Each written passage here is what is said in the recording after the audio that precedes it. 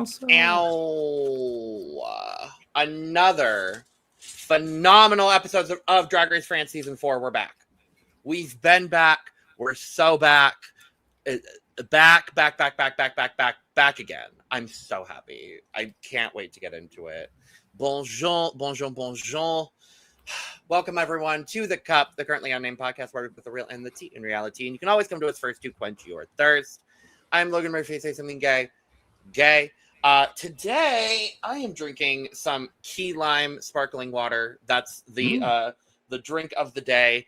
And if you see me, slightly, turned to the right today, it's because we are working on her.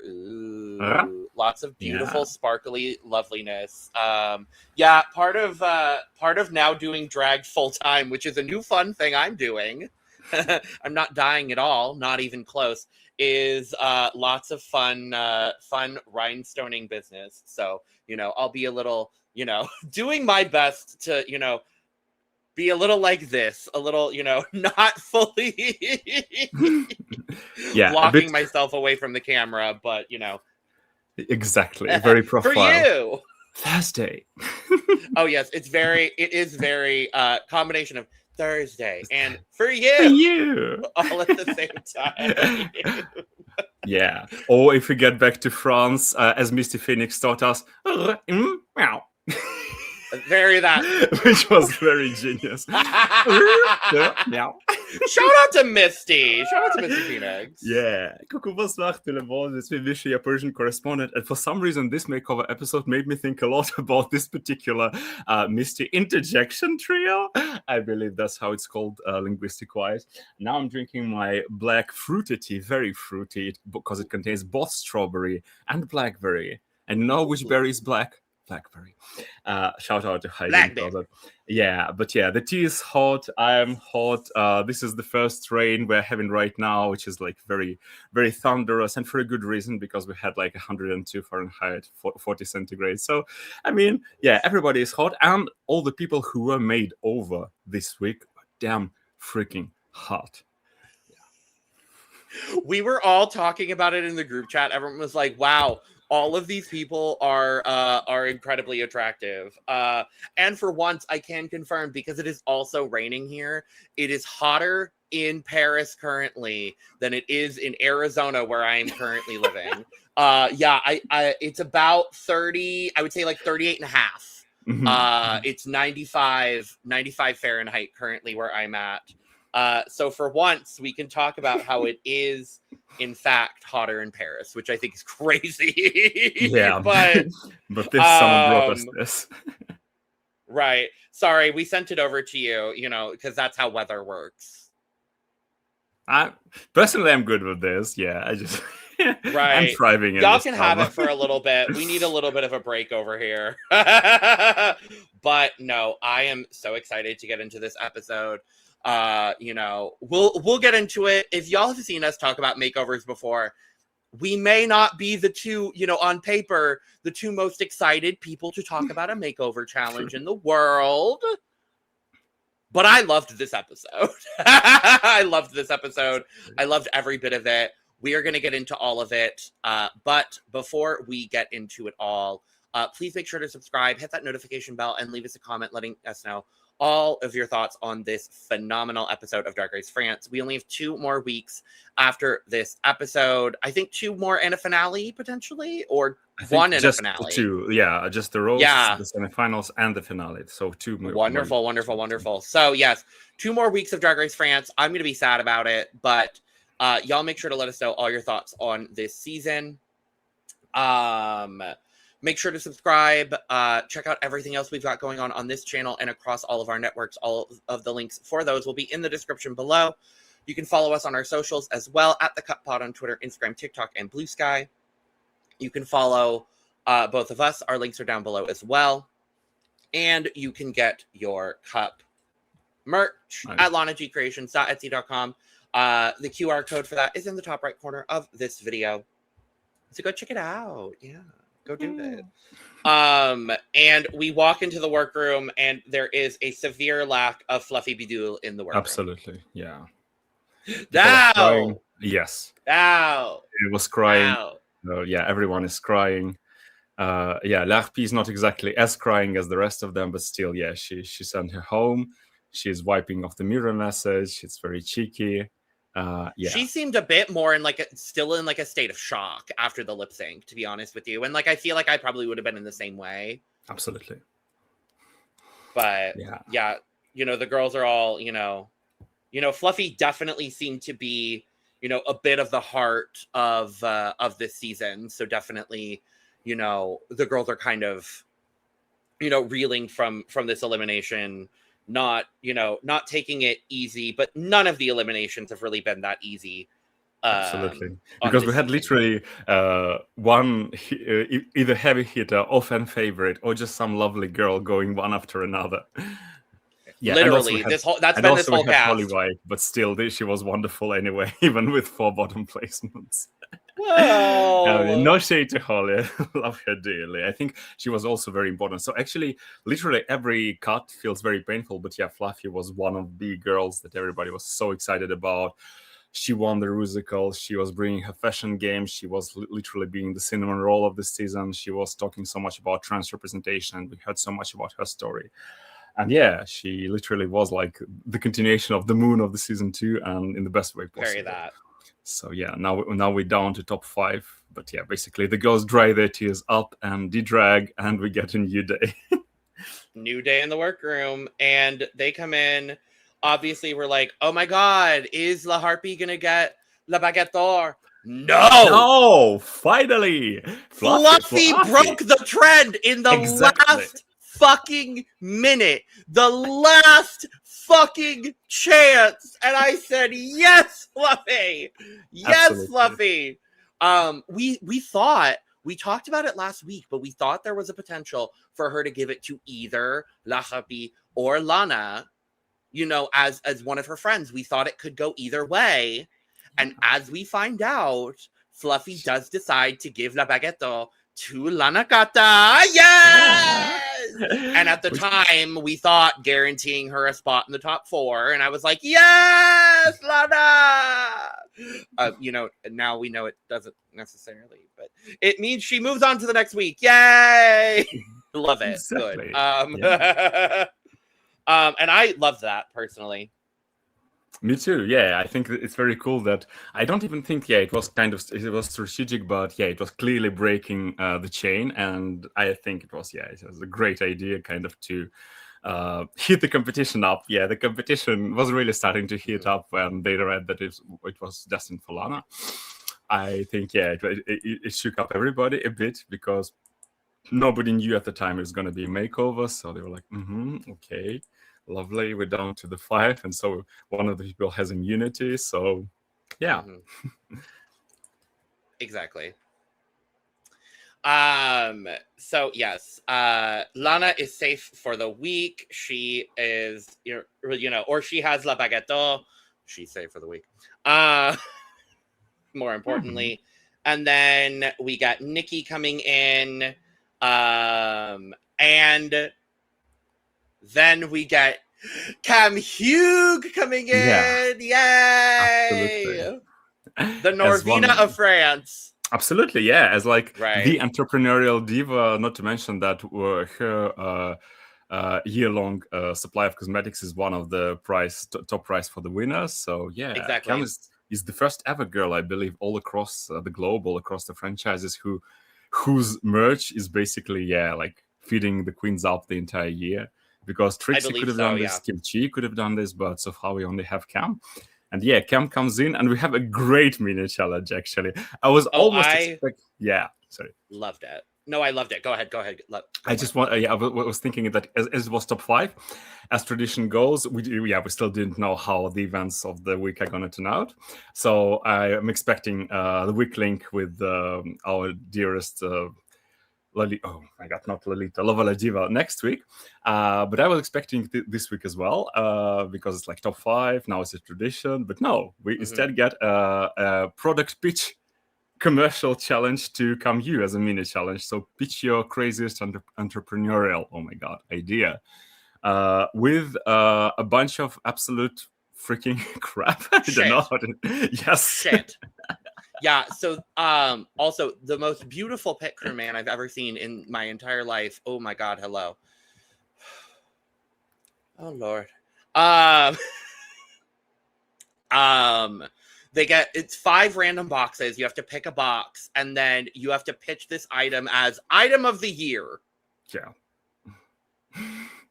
And they gave them absolute fucking shit. Like, none of these were good. None of them were good. Like, you had like a doll. What was it? Daisy had plastic wrap. Yeah, Daisy had plastic wrap, just like bubble wrap, but boring. Lana probably had the most convincing thing with these teeth enhancers. I don't know how it's called, even dentist wise. These very weird masks, like sometimes you put over your mouth. I know this because it's part of a like not a board game, but like a card game that it's been marketed in the US a lot, where you like put that in and then you try to like say a phrase and people have to like guess it. So I know that from like a game here. I actually think it was on US Drag Race. It was featured a couple of times, most notably season 7, when they had to blow their mouths with Moby of all people during the mini challenge, and they also put the same piece of plastic inside their mouths. And I think on season 16 when they had a spitting mini challenge as well, they put I think so, yeah, most recently. But yeah, this was actually Lana of all people kind of stuck to this idea and kind of managed to sell it the best. Yeah, I mean, she kind of sold this like lisp idea. Like, she was just really, really funny with it. I thought her and Daisy were by far the best. Daisy, you can use it as a skirt. You can use it as this. You can use it as that. Like, I thought Daisy did a really good job. All the girls did good with the shit that they were given. Like, there wasn't really, much they could do with any of this, to be honest with you. But we end up with Lana getting chosen as the winner of the mini challenge. Yeah, her prizes just continue. Her prize is getting to choose the partners. Exactly. So getting to pair the makeovers, which is sometimes very important in the top 5 scenario. Yeah. Well, and I mean, in her scenario, she also has a Baguette doll, so she gets whoever she wants, and she's guaranteed safety if she needs it. So it all works out for Lana in this scenario. I don't even. It's even very hard to tell, given the faces that we got of the top 5 makeoveries. Was she strategic or not? Because she got whom she wanted. Like our new potential Michaela Couture in France in a couple of years? Right. Question mark. Because this girl, oh my god, this girl is just like. Yeah, so she got her, and for the rest, I just don't think she was like mega strategic. She was kind of congenial, but also. We never heard her explanation, so it was like very intuitive. You go here. So she said with most of her decisions, it was like she just felt like a vibe. There was like an energy there. Like that was kind of her explanation for a lot of them, which makes sense. Cool. Awesome. Totally. Yeah. Cool. So she pairs everybody up. And we find out that this week's guest judges are the Queen of Paris nightlife, Galia Salimo, who I became immediately obsessed with. And one of my favorite people ever, Vinny Revlon, period. Yeah. You can say kind of the dead of Kiona, but I'm not sure in Ballroom it's the same relationship as it is. I believe they are mother and father of the House of Revlon in Paris. So I think same, but different. I think is where they fall. I was so excited to see him back. And I probably am. Yeah, I was so excited to see him back again, especially because he was not that much on TV in between Legendary and now, and so, I mean, he's always great. He's always so good. I agree, especially because we saw Nunoy on Drag Race Philippines as well, doing choreography work. So I'm like, yes, I want all of the House of Revlon. I want all of them. I actually love them. Thank you. I also follow, like, I also listen to a podcast of Mo Revlon. It's one of his also sons slash daughters from Marseille, when they're covering Drag Race France as well. So it's pretty I interesting to love. hear their like more dancey ballroom perspective on the same season we're covering, basically. Right. No, I Yeah. love it. But it's like phenomenal. Yeah, the So, House of Revlon is phenomenal. Without getting, I have never heard of her before. Unlike like Oxinel, but she's a literal great heiress to all these generation of all elder trans women who co-founded Paris cabaret scene. And yeah, her voice was something absolutely special, but it just made it even more phenomenal the way she talked. oh, Because absolutely. We were all Randy especially was like, how many cigarettes has she smoked in her life? And I'm like, I my guess is 70,000. Like, Yeah. genuinely, like, so many, and also not enough. Yeah. Like, that's the answer. That's the answer for you. I get Like, she was unit. great. Yeah, she was great. I get my slight conflict of interest because Le Refuge, the association, the refuge that provided us with all the all the makeoveries for this week, is also kind of part of my umbrella organization so far. So we had Oh, really? we had Camp Sports 3 weeks ago, like, and now we have Le Refuge, which is from the other side, which is also like helping refugees. But yeah, it also it is part of the oldest, I believe, French queer magazine, gay magazine, which is called Têtu. It's like Local Advocate or Out. It's like one of the oldest also queer magazines in the world. And yeah, it's at some point in time, their publishing house decided to like have this refuge organization. So it's not exactly like Rainbow Railroad, because yeah, we also have that like in France, where you evacuate people from like countries where being queer is punishable. But here it's mostly like for already people who are already in France, but they had like family difficulties, or they had like very conservative families and were kicked out. And that's how we get basically most of the stories for this episode. Yeah, and I mean, it was so interesting hearing so many of the different stories that popped up here. Like, just, you know, everyone's story was so completely different, and just hearing how raw and completely vulnerable everybody was with their stories of being like, yeah, no, there were days, it was Daisy's partner who was like, yeah, no, there were days where just, you know, it was there was nothing. There was nothing. Like, what was there to do? There was nothing. And it, you know, it is kind of that very like humbling kind of situation a little bit. It really puts a lot of things into perspective, for sure. Absolutely, yeah, because you had like him in particular talking about having like drugs and whatnot, and trying to not stay away from the streets, or like also the story from I believe, who was it? Yeah, it was Azimile's partner, about being a waiter but still not having enough money to like stay at some place, and also like kind of sharing this life, kind of not going to clubs and so you wouldn't get on the street, or like have like, you know, a partner here and there, so that you still have somewhere to go. And yeah, finally they all found the refuge and got help, and yeah, it all went for the better. But also Daisy's partner actually broke a record, in a sense. He did something that nobody has ever done in all the 18 years of makeovers, by so staunchly refusing to shave. And that was really something, because I mean, girl, he's like has a 3 day beard and mustache, which will grow like immediately. Especially I think with his body type, like no shade. I'm like, baby, yeah, it's gonna grow.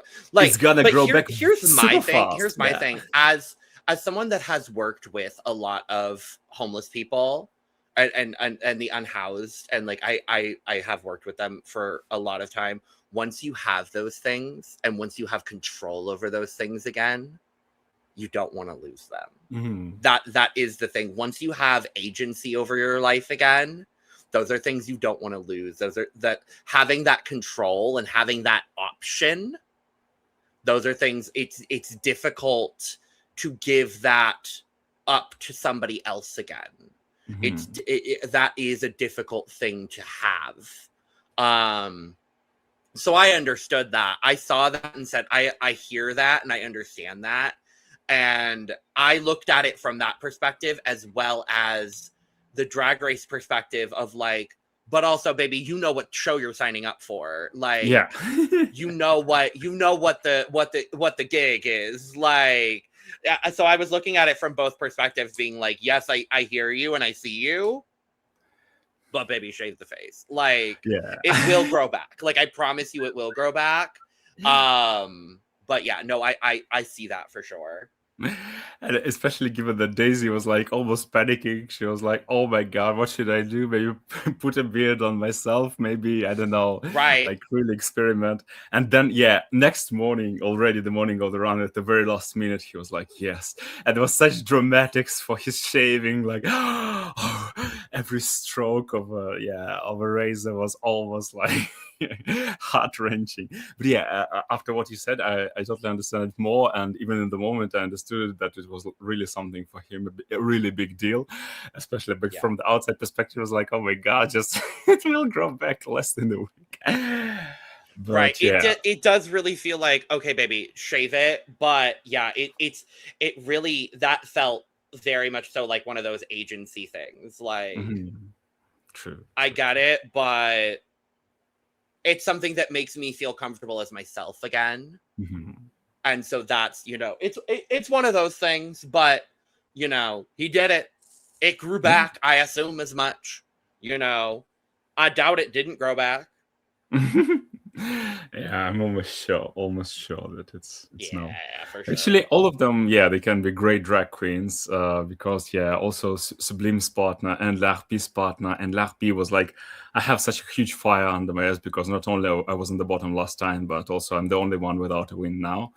So I have to do like everything it takes. And she actually, as she said later on the main stage, I believe she has at least half sewn the gown for her partner, so she really made some big sewing effort, not just like adjusting the looks brought from home. had to, as Amelia did it overnight in her hotel room, like had to fit it and like kind of redo the whole thing.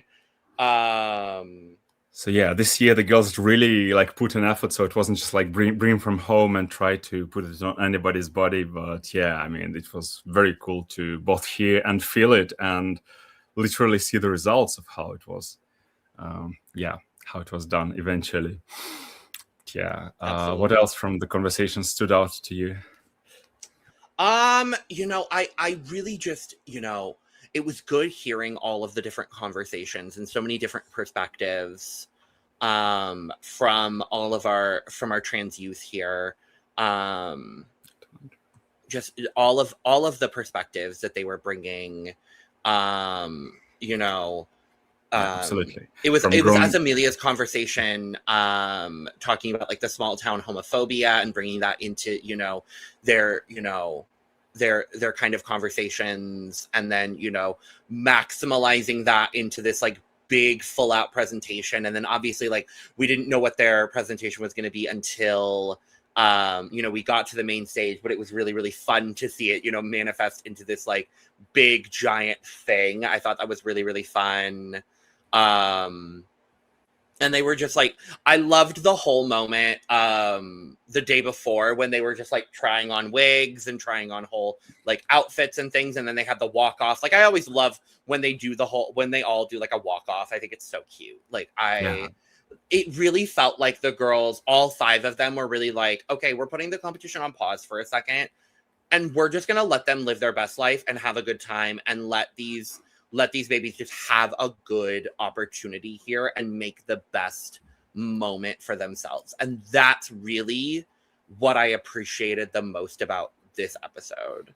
Totally agreed. Yeah, like my last thought before the runway is like that's why I said all the makeoveries can basically return as drag artists in a couple of years for like season 6 or 7, because they all 5 of them started walking in heels like they were born with them, like glued to them. It was so cool to see. So not only we had perspective, like how to grow up queer in an Asian family, like bi in a Muslim family, like trans in a Black family, but also just like having this kind of fun. And they were all so energized and so like, okay, now that we let go, and literally we are on fire, just walking.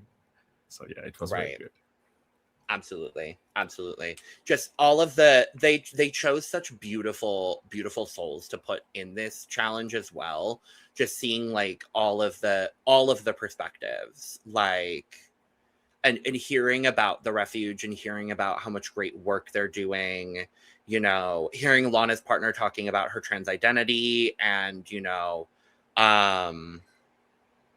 just like the whole situation of it, and just being like, you know, when she came out being like, nope, not here. Mm-hmm. And like having that perspective on it as well. It's just so interesting. That's just, I love hearing the complexities of the queer experience. It's so interesting, and it makes me, you know, value where I'm at so much. Mm-hmm.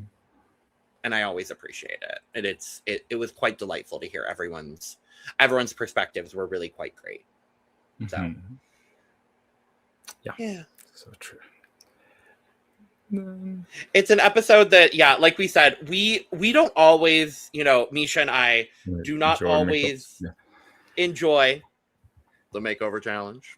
You know, we enjoy the people connected to the Makeover Challenge.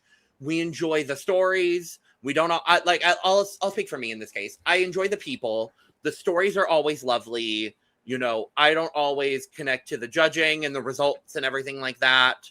This was an episode, though. This was an outlier. And I feel like the Makeover Challenges of recent have really shifted in that perspective. Yeah. And I feel like the old school Makeover Challenges are really where I used to be like, exactly, yeah. It's a little, yeah. The perspectives are definitely a lot more different now. And I really appreciate it from all of the franchises, really. Yeah. But that's why, I think with that, we can go to the judges and runway. Let's do it. Boom.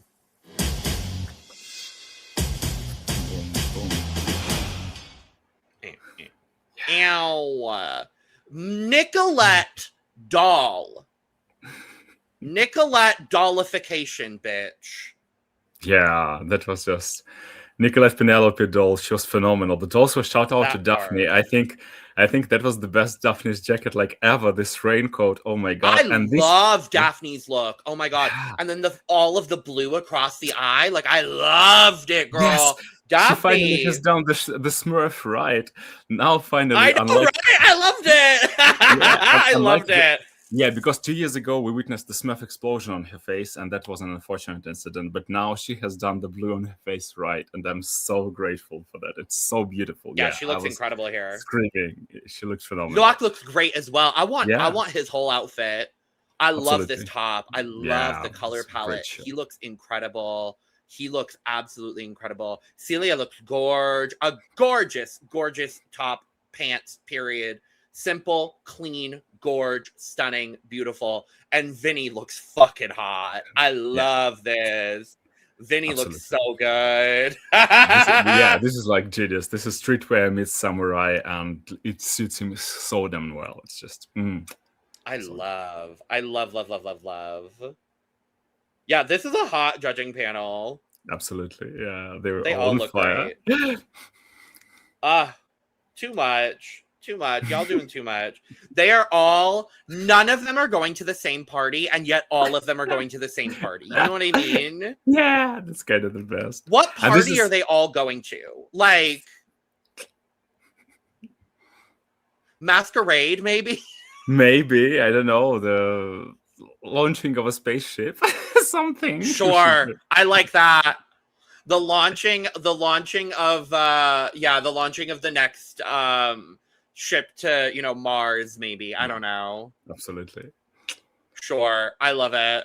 Work. And it was kind of the same for the makeovers. They were all going to different parties, but somehow ended up on the same stage. Right, Yeah. exactly. I have to say, no one sucked in this makeover challenge. I really thought everyone did a good job here. We've got all 5 of our makeovers here on screen. Micha, give me your thoughts on the makeovers. What did you think? Who stood out to you? Yeah, I mean, I was blown away by Larpi. Literally, she had so much fire under her everything that she was like, yeah, this was phenomenal, because when you have so many clashing patterns on the tiger and jaguar and leopard print, and they all meshed up so beautifully, and knowing how much effort she put into this to sew this on her partner, and the face, she like literally, I completely get Vinny's perspective when Vinny was like, I don't know who's the participant and who's the makeoveree of their couple, Right. because she literally copy pasted her face so well on her partner that it was like, oh my god.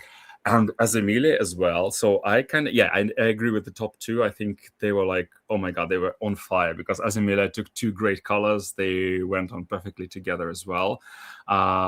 Somebody said Kardashian sisters, I think. I don't know what exactly. Azamelia did a recreation of Kendall and Kylie at the Met Gala from a few years ago. It's the exact color palette. It was they did orange and this lavender, like pretty much this exact thing, but a bit on a smaller scale here.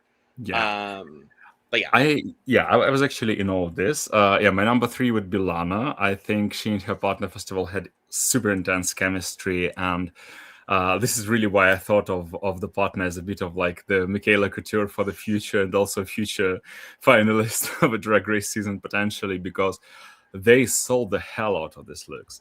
I know that this probably was a bit easier because it was kind of a kaftan.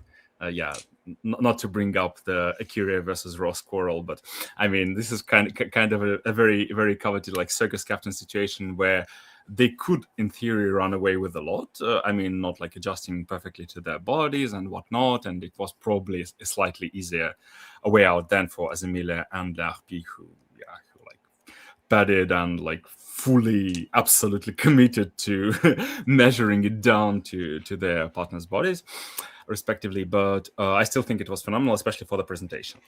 And yeah, I don't even want to think of Daisy and Sublime as the bottom 2, because first of all, they would be like safe as hell in most of the makeovers. I hear what Daphne said to both of them, I believe, about like tights not being fitted properly. But in Sublime's case, I believe that this is also a question of balancing the tails, because here on the photo, we don't actually see how long the tails were. They were gigantic. Literally, Sublime, I think, made her life so much harder for her partner not just to trip it, because those tails were, on one hand, everything, but on the other hand, a lot. And yeah, just by comparison to the other 3, Daisy and Sublime were kind of small, and probably not as creative, but or safer. But still, I would be super happy it was just like a top 2 lip sync for the win, instead of what we got. But I'm still happy with the results, obviously. Yeah, I think I agree. No one sucked in this whatsoever. I was really, really happy with how everybody did in this. My number 1 was by far and away Larpi. I think she really ate this up. Don't show this to Michelle Visage. She's gonna want both of these outfits. Yeah. But yeah, I think she really ate this up. She did a great job here. Mixing animal print is never a super easy situation, but I think she did a really great job of it, all things considered. I love the way she walked out first, and then her partner walked out, and she did the like straightening the back and then served down the runway. The presentation was gorge here. My number 2 for this would have been Azamelia as well. I think the Kendall and Kylie recreation was great. I would have loved actually if the back pieces has been a little bit bigger. I wanted it to be a little bit draggier overall. But I really did enjoy it. I thought it was a really cute homage to Kendall and Kylie, and I think they both do look really great here. My number 3 actually would have been Daisy. Mm-hmm. And obviously, Lana wasn't in the top 2, so she was going to save herself, and that's fine, and that's dandy, and she earned it, so whatever. But I really liked what Daisy did with her partner. I think it was really clean. It's really cute. I like the leopard print and the zebra print here with the, you know, matching but different wigs, the glasses, the silhouette was really cute. I think just, you know, starting with the animal print and then seeing La Harpie coming out at the end of the runway. She was fucked. Like there's really nothing else to say about it. She was thought fucked. about that as well. Exactly. You know, what are we gonna do here? My number 4 here was Lana. I thought Lana still did a really great job. I really liked the idea of this like carnival, almost circus tent kind of inspiration for these. I love the feather headdresses. I just wish it was a little bit more structured, so there could have been a little bit more flow when they were doing the dancing. I think it could have been a bit cleaner. And I also would have loved a steam on the skirt, especially on her makeover partner. Just little things. It's that's how it's been for Lana all season, just little things on her. But I think Lana did still do a really good job, and her makeover partner, baby, love. And a strong number 5 still to Sublime, who I think I love this concept still. It's Japanese, very in inspiration. I really like it. It gives me Japanese streetwear in a really fun way. I love the mix of materials and kind of doing, you know, mixing and matching the fabrics and the prints and everything like that. It just felt a little bulky in the fabrics that were chosen here, and I think that ultimately was a bit of the downfall compared to everybody else on this runway. But like you said, Micha, I feel like on any other makeover challenge, Sublime would have been safe. Absolutely. Honestly. So And actually, now that we've talked it all through, I think I have the theme for this entire makeover. If it was you know, a circus makeover, I would totally believe it, because we have 3 out of 5 looks are animals. The 4th one is a circus tent, basically, for Lana, and the 5th one is Kylie and Kendall going to the circus. So. Sure, great, love it. Totally work. True. Works for me.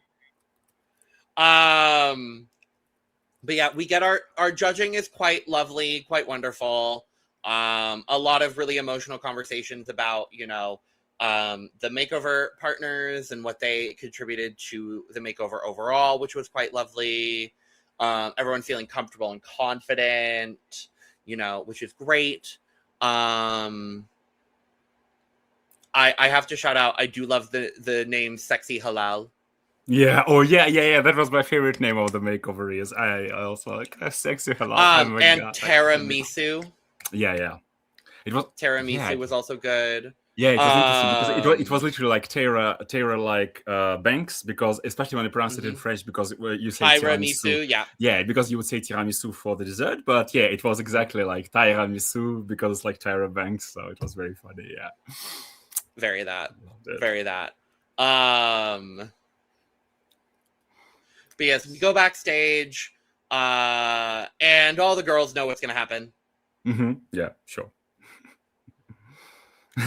They were just like it's very, you know, a bit outhousey how Daisy in particular was like, maybe Lana, you know, you want to completely like change the format and have this cinematic Lana, vision. Yeah, Lana, don't you want to wake up your inner David Lynch and give me this Baguette? Hey, like, Lana, don't you want to lip sync tonight, Lana? Yeah. Lana, don't you want to change Lana. The rules? Yeah. Don't you want to lip sync to this really great song tonight, Lana? But Lana was like, no. Thank you, girls. Thank you so much. But thank you so much for the option and the opportunity, but yeah.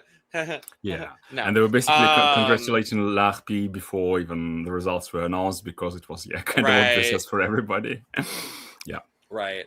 But yeah, and then both Daisy and Sublime are kind of like, we've worked really hard to get here, and now it's almost done.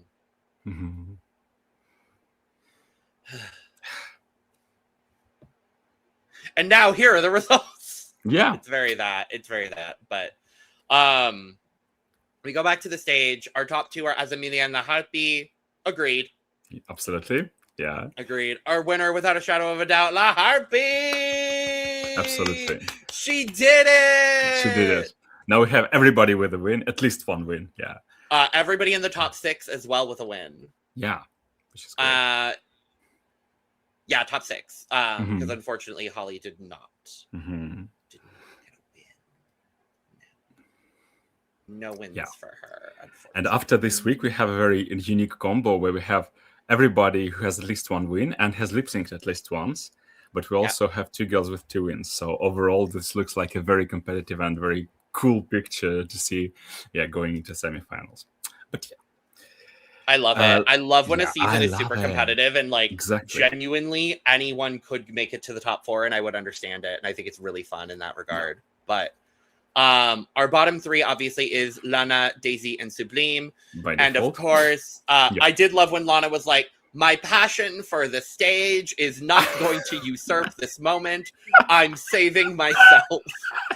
Yeah, I'm a fish. Exactly. I'm such a fierce lip syncer, but this week I just don't want to do this. So yeah, the baguette is all mine. I'm keeping the bread. Exactly. Give me the carbs. Yeah. Actually, it's very funny how they translate it, because Nikki has been saying all season long quoi qu'il en coûte, which is very interesting because you say quoi qu'il en coûte in French when you mean whatever it costs, whatever it takes. And here you have, basically, whatever it crisps on your teeth. So yeah, we've been getting that exact translation, whatever it takes, in the English translation, in the English subtitle as well, which I think is fun. It's one sound change, but that's how it makes the whole wordplay so fun in French, because it takes from takes to basically. I love that. I love that. So yes, we do get Sublime and Daisy in the bottom 2, lip syncing for their lives. Now, I was like, okay, this is gonna be a good lip sync because we know these are 2 performers, y'all. And I didn't know what the lip sync song was going to be. I was very excited. And then voila, popped on my motherfucking screen. And I grabbed my roommate's leg and almost had a fucking panic attack and went silent for the entire lip sync song. Because if you all don't know, I am, controversially, whatever. I am a Eurovision fan. And Voila by Barbara Pravi is my favorite Eurovision song of all time. And I have been waiting to see it on Drag Race France since season 1. So to finally see it on Drag Race, I was like, oh my God! Oh my God, it's Barbara Pravi! I was just pissed she wasn't there for it. Yeah. That was the only thing, which is fine. It's okay. It is what it is. But I was like, oh my God, it's time. And I wasn't prepared for it. So I was like, oh, fuck, it's time. And I literally sat like this the entire time watching the lip sync. And I was like, oh my God, oh my God, oh my God, oh my God, oh my God, oh my God. And it was everything I could have ever asked for and more. Oh. Yes, it was, because they literally gave it their all and still gave it differently, because of course the song is mostly ballad, so it's kind of only speeds up at the end a bit, but you just have to have emotion, and that's what they did. And I'm so glad that first of all the Eurovision lip syncs have been on the rise, especially it was a great watching moment, for a redemption moment after Thor last year. And also